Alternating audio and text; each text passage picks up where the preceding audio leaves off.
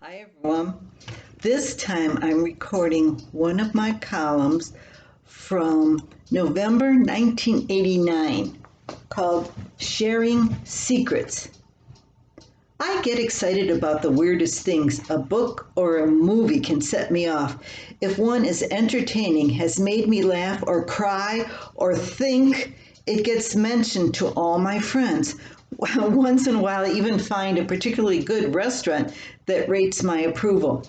But books, movies, and even restaurants are on the ordinary side. Everyone shares what they like. I have also been known to encourage people to join their church choir, not because choirs are always looking for new members, which they are, but because I want friends to experience the same good feeling I have when I'm singing in our choir. But choirs are relatively ordinary too. Right now, I'm boasting, no, boosting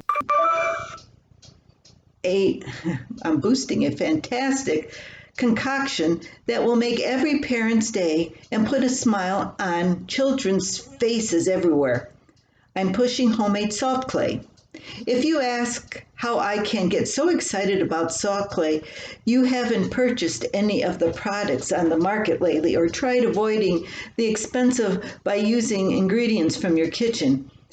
I've never cared for the aroma of those colorful cans of dough sold in the department stores, even when I was a kid. And I'm afraid our homemade salt clay wasn't much better. It stuck to fingers and tables and crumbled to dust when dry, ruining any masterpiece I created.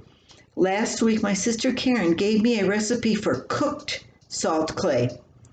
I stuck the handwritten paper in my favorite cookbook and promptly forgot about it. I was too busy to bother with clay, especially a kind I had to cook and stir and stir.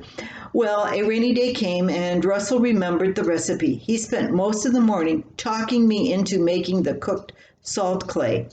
After stirring up a batch, I was happily surprised by the result.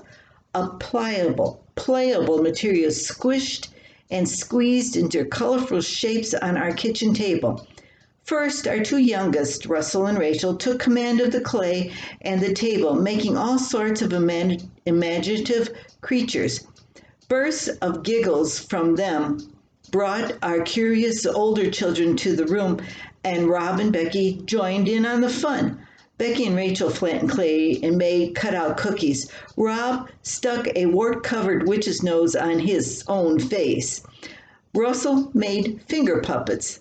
I sat back and watched as all four played around the table. It was heaven. The only argument came when Rachel demanded the rolling pin and Becky didn't want to relinquish control of the tool. I ended that spat by confiscating the rolling pin. Take it from me, mothers. If a rainy day comes your way, you have to try this mixture. It might save your sanity.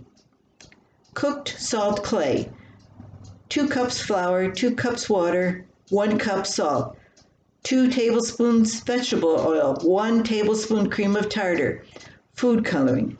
In a large saucepan, mix flour, cream of tartar, and salt. Add oil and water. Cook over medium heat 5 minutes, stirring constantly. Your arm may tire as the mixture thickens. It's nice having a helper. It is finished when dough clings to spoon and refuses to be removed. Take care not to scorch. Remove from heat and cool a bit. Divide into fourths and add the food coloring. Knead to spread the food coloring into the dough pieces. After play period, roll dough in a large ball or in 4 small balls if you have colored them. Place them in plastic bags and store in the refrigerator. That was written in November 1989. And I don't remember that clay at all. But it sounds like it was pretty good. So I guess I can recommend it today too. So I like to give you the idea of making your own salt clay and maybe even looking it up on the internet to see if they have improved since 89 on that recipe. But where are you going? I have my cat's going slowly down because he's going to go to sleep or bite my hand. Bite the hand that feeds you. Yeah, right now around here it's almost supper time. So I guess I'll stop and see you again another time. Come back and listen to another of my stories. Until then,